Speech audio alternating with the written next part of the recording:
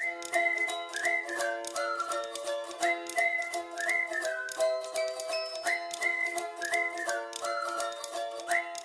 Friends, welcome back to my channel. तो जी आज की वीडियो वंस अगेन शेंगन पे है। शेंगन वीज़ा आपने अप्लाई करना है तो उसके लिए क्या डॉक्यूमेंटेशन चाहिए या उसके लिए किस तरह की प्रोफाइल होनी चाहिए।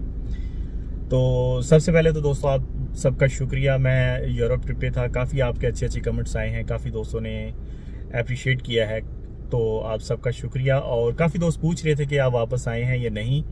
तो जी मैं वापस आ चुका हूं, अभी मैं यूएई में ही हूं। आपने मिलना है तो आप मुझे मिल सकते। शेंगन वीज़ा के लिए बात करेंगे कि किस तरह का आपका वीज़ा प्रोफेशन होना चाहिए तो आपको शेंगन वीज़ा आसानी से मिल सकता है। ट्रैवल हिस्ट्री किस तरह की होनी चाहिए। सबसे पहले दोस्तों शेंगन वीज़ा लेने के लिए सबसे पहले तो आपका वीज़ा प्रोफेशन जो है वो थोड़ा अच्छा होना चाहिए।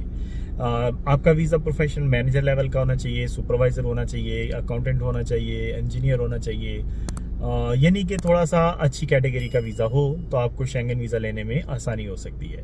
सैलरी की अगर बात की जाए तो सैलरी अगर आपकी 5 से 7 हज़ार के बीच में है कम से कम तो बहुत अच्छी है, अगर इससे ज़्यादा है तो और अच्छा है। ठीक है जी।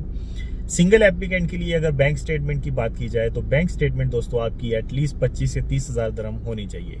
एक टाइम था शेंगन वीज़ा आसान होता था, 15-16 हज़ार दिरहम में भी बैंक स्टेटमेंट में वीज़ा मिल जाता था, लेकिन अभी थोड़ा सा टफ है, इतना आसान नहीं है। तो आप जो बैंक स्टेटमेंट में आपका जो क्लोजिंग बैलेंस है एटलीस्ट 25 से 30 हज़ार दिरहम लाजमी शो करें। एक चीज़ और मैं आपको यहाँ पे बताऊं कि अगर आपकी सैलरी जैसे मान लें 8 हज़ार है तो आपने जो क्लोजिंग बैलेंस है वो एटलीस्ट 24 हज़ार से 25 हज़ार लाजमी शो करना है, क्योंकि आपकी जो सैलरीज हैं उसके 3 गुना ज़्यादा जो क्लोजिंग बैलेंस है वो आपके पास होना चाहिए। अगर आपकी सैलरी 8 हज़ार है तो 24 हज़ार तक आप क्लोजिंग बैलेंस लाजमी शो करें। अगर आपकी सैलरी 10 हज़ार है तो कम से कम 30,000 दिरहम जो है वो आप लाजमी क्लोजिंग बैलेंस शो करें। 15 हज़ार है तो एटलीस्ट आप सैलरी में 15 हज़ार सैलरी है तो क्लोजिंग बैलेंस एटलीस्ट 45 से 50 हज़ार दिरहम के बीच में लाजमी होना चाहिए। ठीक हो गया दोस्तों। ये इसलिए मैं कह रहा हूँ कि काफ़ी दोस्त हैं जिनकी सैलरी अच्छी होती है माशाल्लाह 8 हज़ार 10 हज़ार, लेकिन क्लोजिंग बैलेंस भी 10 से 12 हज़ार 15 हज़ार ही होता है। तो इट मीन्स के फिर वीज़ा ऑफिसर ये समझ आता है कि यार ये बंदा जितनी सैलरी बना रहा है ये तो सारे इसके खर्च कर रहा है, तो ये यूरोप जाएगा, ये ओवरस्टे हो जाएगा, ये वापस नहीं आएगा। तो आपने ये मैसेज देना है अपनी बैंक स्टेटमेंट से कि आप फाइनेंशियली स्ट्रांग हैं, आप इनफ पैसा अर्न कर रहे हैं और आपके पास जो है यहाँ पे आप स्पेंड करने के बाद भी काफ़ी सेविंग पड़ी हुई है, तो आप इजीली अपना यूरोप का ट्रिप जो है वो मैनेज कर सकते हैं। ठीक हो गया दोस्तों। बाकी अगर डॉक्यूमेंट्स की बात की जाए तो डॉक्यूमेंट्स में आपका पासपोर्ट, आपका वीज़ा, एमिरेट्स आईडी की कॉपी चाहिए होती है, फ़ोटो चाहिए होती है, और आपका पासपोर्ट और वीज़ा यूई का जो है ये एटलीस्ट 6 मंथ तक वैलिड होने चाहिए। यूई का वीज़ा एटलीस्ट जो है वो जब आपने वापस आना होता है यूरोप से तो एटलीस्ट 3 महीने उसके बाद भी वैलिड होना चाहिए, तो एटलीस्ट 6 मंथ मान के चलो। ठीक है जी।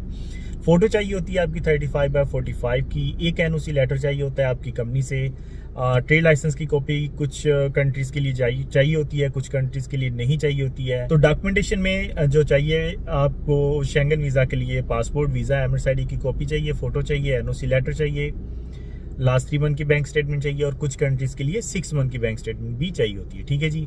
इसके बाद ट्रैवल इंश्योरेंस चाहिए होती है जो कि 30,000 यूरोस को कवर करती हो। होटल बुकिंग चाहिए होती है। होटल बुकिंग कंफर्म लगाइए करिएगा दोस्तों। होटल बुकिंग कभी भी आपने जो है वो फेक नहीं लगानी है। होटल बुकिंग आपकी मेक श्योर कि वो कंफर्म होनी चाहिए। फ्लाइट रिजर्वेशन आपकी होनी चाहिए। एक अच्छा सा आपने day to day travel plan देना है, और ट्रैवल प्लान आपका 6 से 7 दिन या 8 दिन, इससे बड़ा नहीं होना चाहिए, या मैक्स हो गया तो 10 दिन। ठीक है जी। 8 से 10 दिन से बड़ा ट्रैवल प्लान नहीं देना आपने। फॉर एग्जांपल अगर आप स्पेन का वीज़ा अप्लाई कर रहे हैं तो आप मैड्रिड और बार्सिलोना को ही टारगेट करें, तो एक कंट्री में 2 सिटीज़ को ही आपने विजिट करना है, 5 दिन बार्सिलोना में, 5 दिन आपने मैड्रिड में। ठीक है जी। इसी तरह मैंने भी ट्रैवल प्लान दिया था, तो आप भी ऐसे ही दे सकते हैं। ठीक है।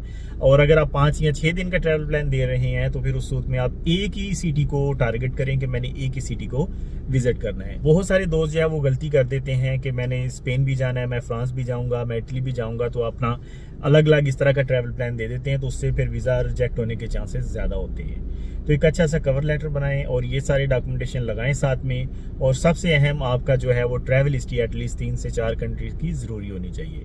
बैंक स्टेटमेंट तगड़ी होनी चाहिए, ट्रैवल हिस्ट्री अच्छी होनी चाहिए 3 से 4 कंट्रीज़ की, वीज़ा प्रोफेशन अच्छा हो, सैलरी आपकी अच्छी हो, तो दोस्तों आपको इजीली जो है वो शेंगन वीज़ा मिल सकता है। और अगर आपको शेंगन वीज़ा मिल जाए और आप वहाँ जाके प्रॉपर तरीके से सेटल होना चाहते हैं, पुर्तगाल में आप अपनी फ़ाइल लॉक करवाना चाहते हैं, टीआरसी का प्रोसेस करवाना चाहते हैं, तो दोस्तों उसके लिए आप मुझे कॉन्टैक्ट कर सकते हैं। अगर आपके पास शेंगन वीज़ा है, आप ऑलरेडी यहाँ यूई में हो, आप या गल्फ़ कंट्रीज़ में हो, या आप ऑलरेडी जो है यूरोप में हो, आप लीगल तरीके से हो या इलीगल तरीके से हो, ठीक है जी, आपको पुर्तगाल में अपनी फ़ाइल लॉक करवानी है, टीआरसी का प्रोसेस करवाना है, तो आप मुझे कांटेक्ट कर सकते हैं, मैं इसमें आपकी हेल्प कर सकता हूँ। ठीक हो गया दोस्तों, तो ये एक वीडियो है, शॉर्ट वीडियो है जो कि शेंगन वीज़ा से रिलेटेड है। तो आई होप सो ये सारी चीज़ें आप समझ गए होंगे। मजीद अगर आपको कुछ पूछना हो तो आप कमेंट्स में पूछ सकते हैं दोस्तों। फिर मिलते हैं नेक्स्ट वीडियो में नए टॉपिक पे। अगर आप मेरे चैनल पे नए हैं तो चैनल को सब्सक्राइब कर लें। Thank you.